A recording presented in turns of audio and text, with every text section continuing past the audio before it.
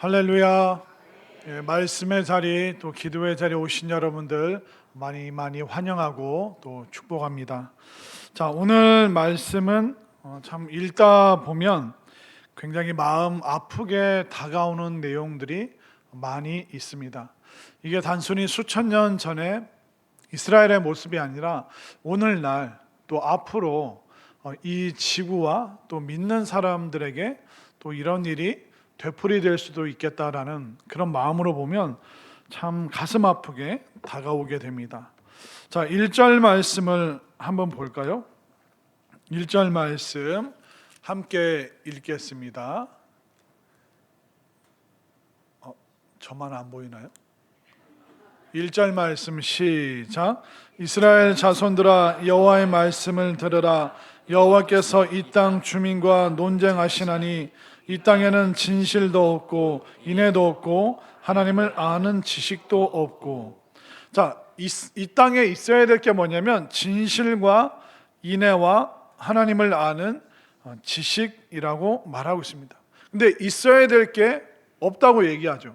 근데 2절에 보면 없어야 될 게 있습니다. 자, 2절 말씀 시작. 오직 저주와 속임과 살인과 도둑질과 간음뿐이요 포악하여 피가 피를 뒤이음이라.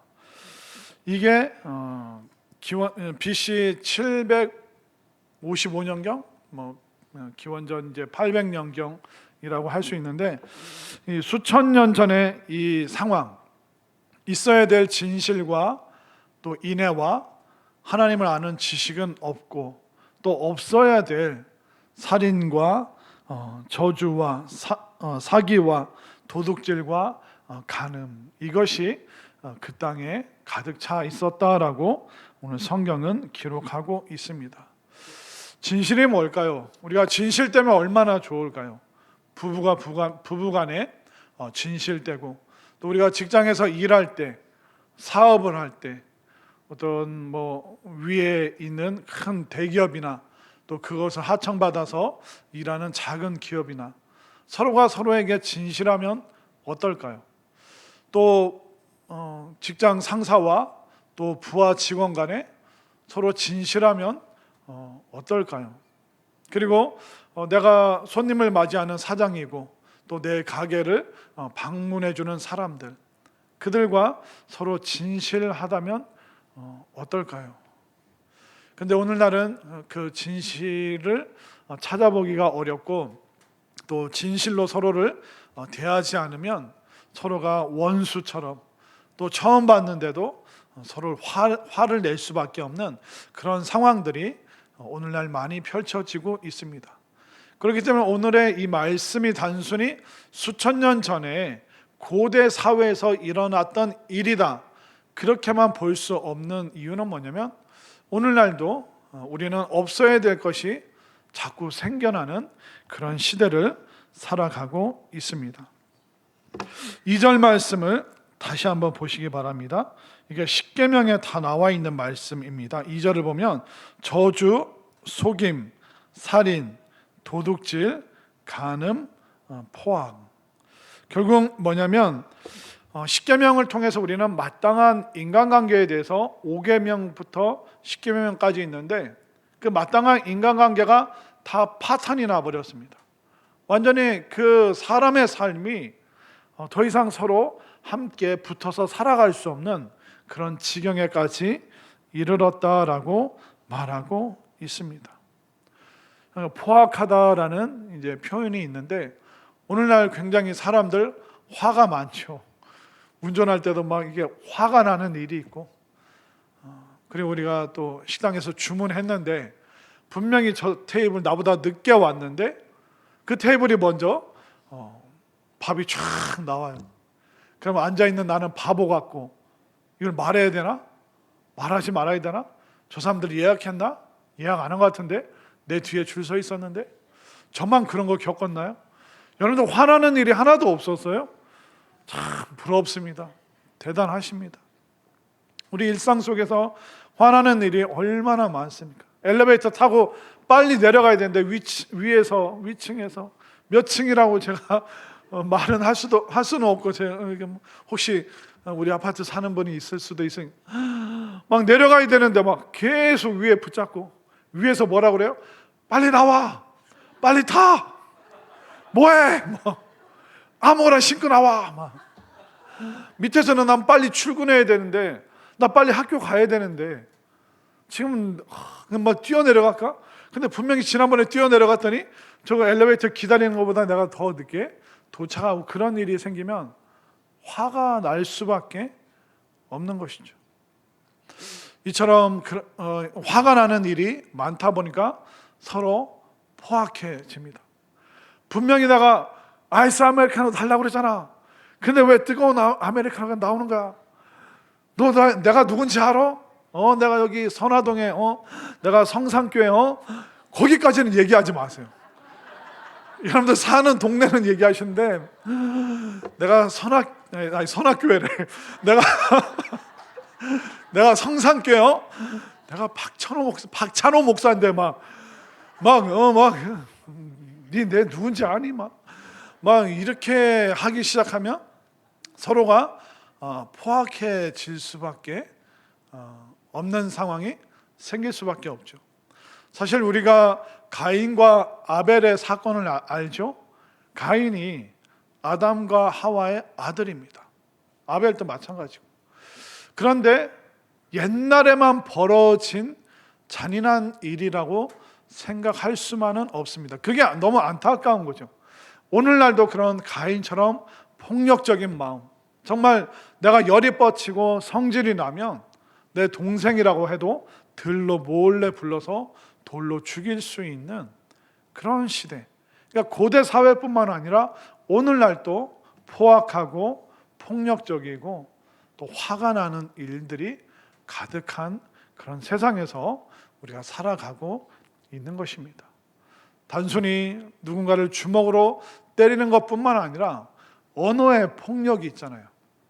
그리고 제도적인 폭력이 있습니다.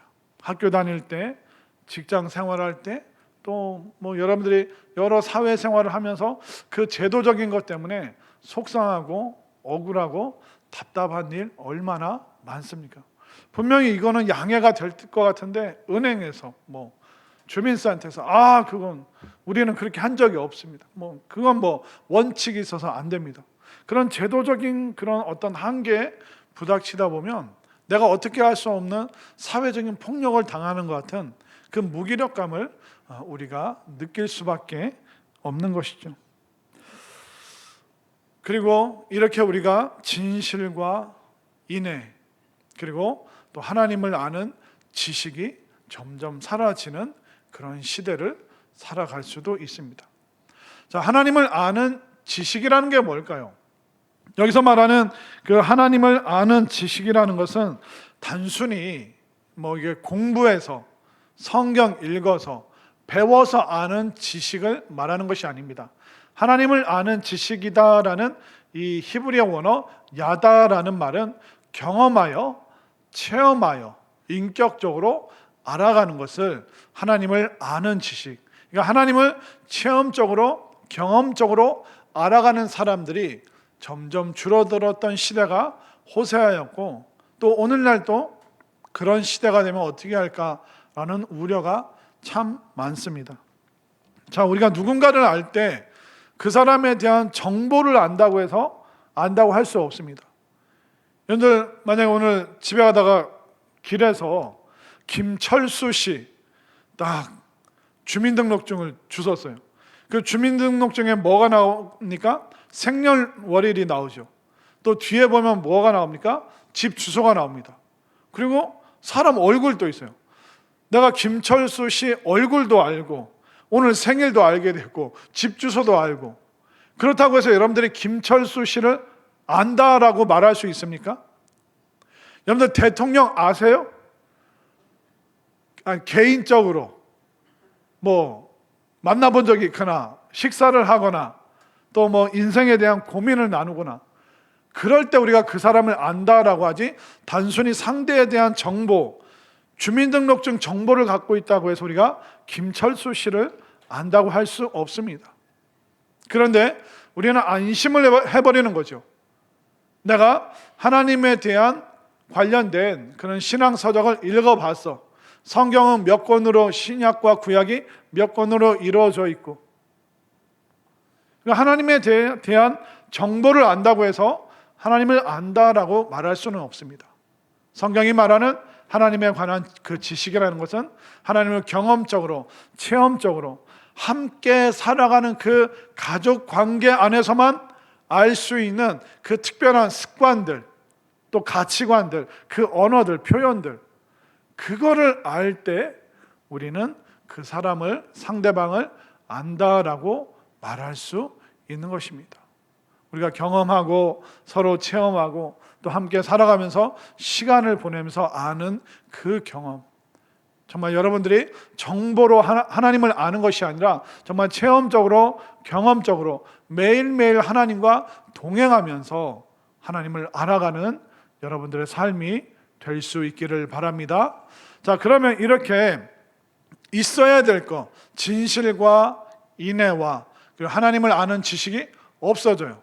그런데 없어야 될 저주와 또 속임과 그리고 포악과 간음, 이런 것들이 있으면 어떻게 될까요? 사회뿐만 아니라 이 자연 만물에도 총체적인 문제가 생깁니다. 3절 말씀으로 가볼까요? 3절 말씀 시작. 그러므로 이 땅이 슬퍼하며 거기 사는 자와 들짐승과 공중에 나는 새가 다 쇠잔할 것이요 바다의 고기도 없어지리라.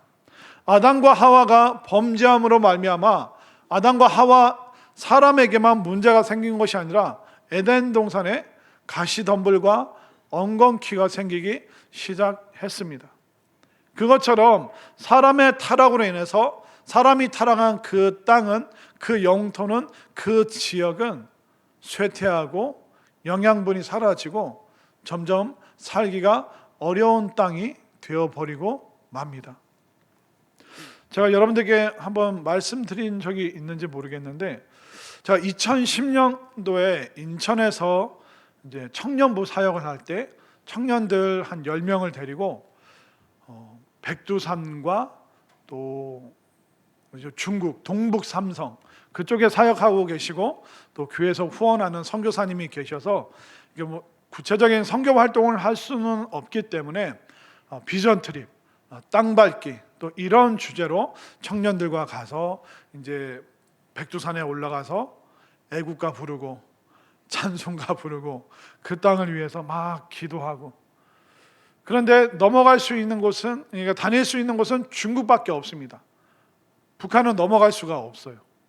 인물이 되는데도 북한은 안 받아주더라고요. 그래서 중국 땅에서만 북한을 계속 바라다 보면서 산 위에서 바라보고 다리 건너에서 바라보고 하는데, 깜짝 놀란 게 뭐냐면 그 인천에서 비행기를 타고 심양으로 갔습니다. 그러니까 심양에서 연길로 가고 연길에서 용정, 그 윤동주 시인 아시죠? 그분이 문익환 목사님의 중학교 친구예요. 그러니까 그 유명한 그 3명의 크리스찬 그 친구들이 있는데, 그래서 그 용정도 가야 되고, 그래서 심양에서 연길까지 차로 4시간을 갔거든요. 차로 심양에서 쭉 연길까지 가는데 4시간 내내 옆으로 옥수수 밭이 쫙 있습니다. 놀랍지 않으세요? 여러분들 대전에서 부산까지 3시간 정도 걸릴 거예요, 차로.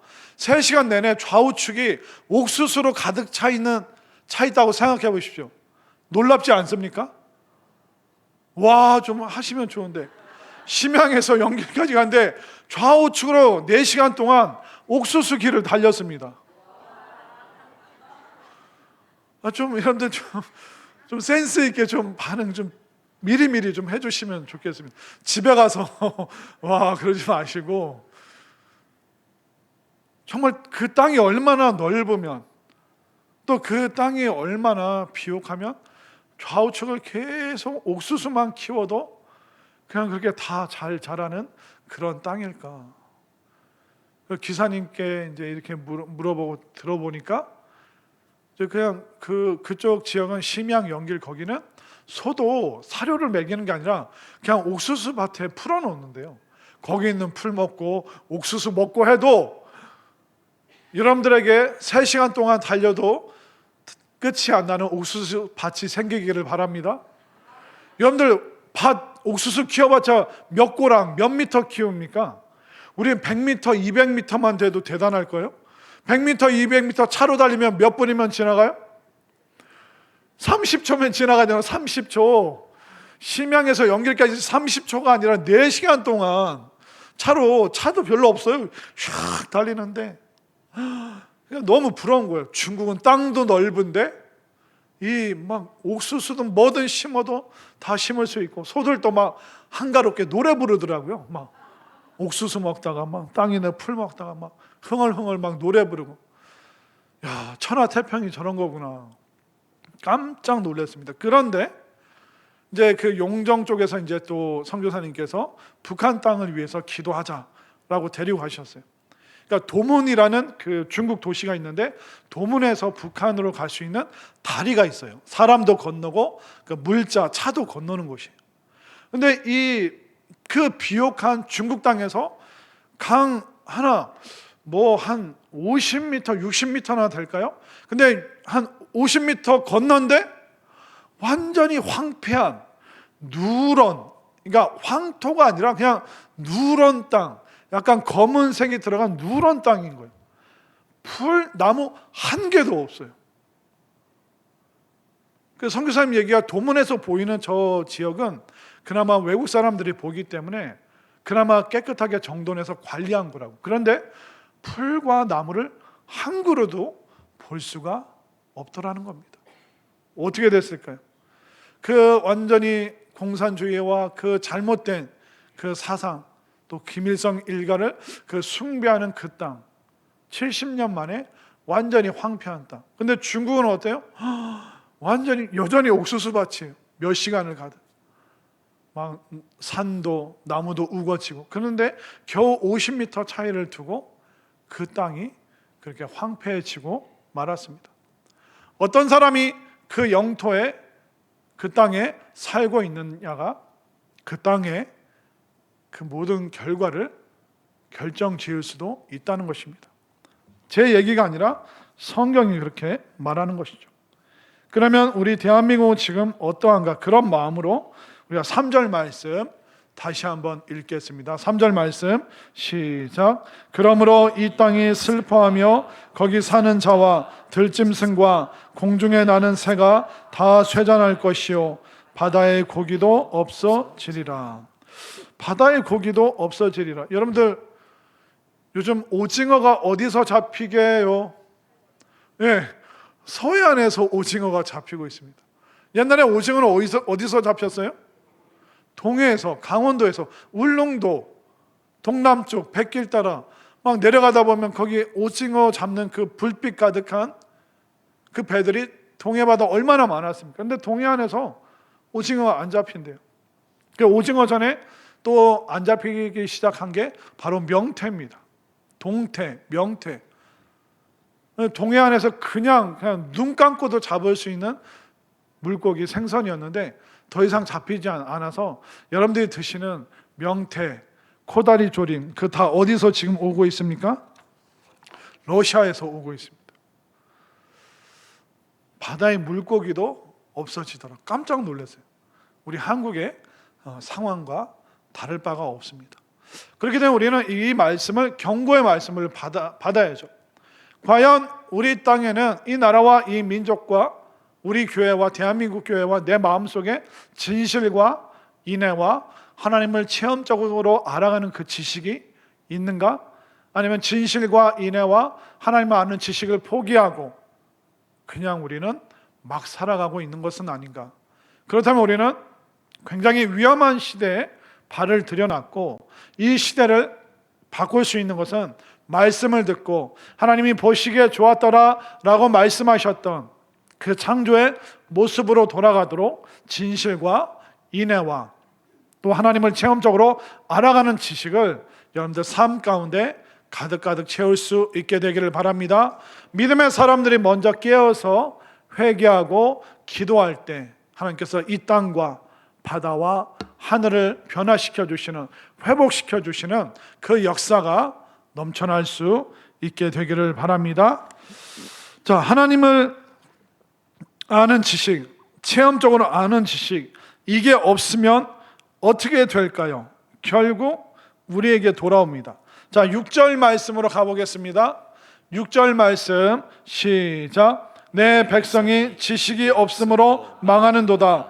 내가 지식을 버렸으니 나도 너를 버려 내 제사장이 되지 못하게 할 것이요, 내가 내 하나님의 율법을 잊었으니 나도 내 자녀들을 잊어버리리라.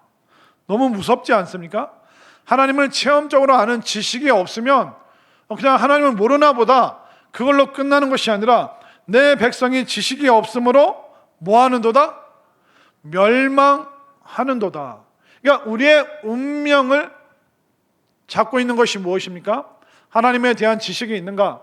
하나님을 경험적으로, 체험적으로 함께 동행하며 함께 살아가면서 알아가는 그 지식이 있는가 없는가가 우리의 흥망성쇠뿐만 아니라 우리의 운명, 이걸 모르면, 이걸 체험하지 못하면 우리는 멸망하는 사람들이 될 수밖에 없다라고 하나님께서 경고의 말씀을 주고 계십니다. 그리고 6절 중반에 보면 또 뭐라고 되어 있습니까? 나도 너를 버려 내 제사장이 되지 못하게 할 것이요. 이게 원리라는 것입니다. 안타깝지만 원리라는 거예요. 하나님께서 능력이 없는 것이 아니라 우리가 하나님의 원리에 맞지 않게 살아가면 우리에게 좋지 않은 결과가 올 수밖에 없는 것이죠. 여러분들 매일 막 아침에 일어나서 장어 구이 먹고, 점심에는 삼겹살 먹고, 군침이 도시나요? 저녁에는 막 치킨을 먹고, 하루 삼시세끼를 1년 내내 365일 그렇게 먹으면 어떻게 될까요? 살찌죠. 살찌고 지방간 생기고 고지혈증 생기고 고혈압 오고, 그때 하나님 나 좀 고쳐주세요. 그런데 매일 그렇게 아침에 뭐 먹었다고요? 장어구이 먹고, 점심에 삼겹살 먹고, 저녁에 뭐 먹었다고요? 치킨 먹고, 잠들기 전에 피자 먹고. 그만 드세요. 근데 하나님 왜 나 아파요? 하나님 왜 나 이렇게 살쪘어요? 하나님이 능력이 없기 때문에 내가 그렇게 된 겁니까? 하나님의 원리에 맞지 않게 살았기 때문에 그렇게 된 겁니까? 하나님의 원리에 맞지 않게 살았기 때문에. 영적인 원리도 마찬가지예요. 하나님을 모르기 때문에.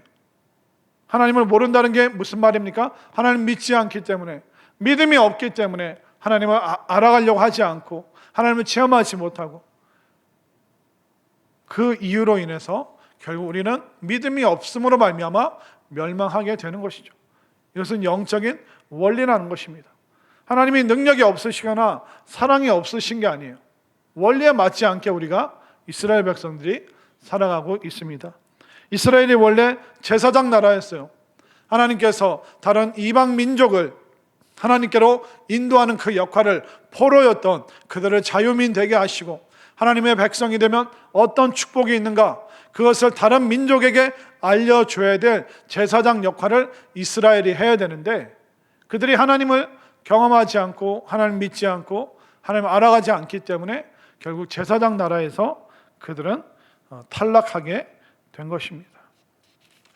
그리고 이스라엘은 점점 안 좋아지죠. 7절 말씀으로 가볼까요? 7절 말씀 시작. 그들은 번성할수록 내게 범죄하니 내가 그들의 영화를 변하여 욕이 되게 하리라. 무섭지 않습니까? 번성할수록 하나님께 감사하는 것이 아니라 그들은 번성할수록 내게 죄를 짓고 있다. 우리들에게는 이런 일이 생기지 않게 되기를 바랍니다. 번성할수록 더 예배하는 사람 되시기를 바랍니다. 좋은 일, 기쁜 일, 또 합격의 기쁨의 좋은 소식들이 있을 때마다 더 하나님께 기도하고 감사하고 경배하는 여러분들 될 수 있길 바랍니다. 우리나라가 경제적으로 세계 10위, 12위, 경제적으로 3위, 2위 어떤 모습이 돼도 번성이 와도 우리는 절대로 타락하지 않고 하나님 앞에 더 은혜의 자리로 나오는 새로운 이스라엘의 마음을 가질 수 있게 되기를 바랍니다. 그리고 하나님께서 탁 집어서 얘기를 하십니다. 결국 제사장들 탓이다. 오늘날로 쉽게 말해서 목사들 탓이다. 목회자들 잘못이다. 준엄하게 말씀하십니다. 9절 말씀으로 가보세요. 9절 말씀 시작. 장차는 백성이나 제사장이나 동일함이라. 내가 그들의 행실대로 벌하며 그들의 행위대로 갚으리라. 여러분들, 백성이나 제사장이나 영적 수준이 동일하대요. 다를 바가 없대요. 얼마나 이게 안타까운 모습입니까? 제사장들은 하나님 말씀에 대해서, 하나님에 관한 지식에 대한 전문가들이에요. 근데 그 제사장들과 백성들의 그 수준이 똑같다는 겁니다. 영적 믿음과 영적 깨달음과 제사장과 백성이 다를 바가 없대요. 오늘날 우리는 늘 기도해야 됩니다. 목회자들이 목회자답게 살아갈 수 있도록 여러분들 기도해 주시기를 바랍니다. 영적 그 원리를 통해서 영, 혼, 육에 우리는 영향받을 수밖에 없어요. 그러니까 영적인 일을 하시는 분들이 그 일을 전념할 수 있도록, 최선을 다할 수 있도록 우리가 후원하고 기도하고 응원할 때 정말 많은 목회자분들의 그 말씀과 기도를 통하여 하나님의 축복이 영, 혼, 육에 내려오는 이 원리를 여러분들 잘 깨달을 수 있게 되기를 바랍니다. 오늘날 결국 우리 모두가 가슴 아픈 마음으로 고민하고 기도하고 회개해야 됩니다. 과연 오늘날 교회들이 어떤 방향으로 가고 있는가?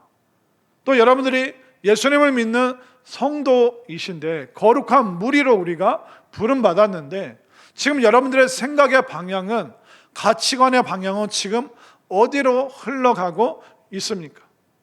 오늘날 대한민국의 목회자들 마음속에, 생각 속에 가득한 것이 무엇일까요?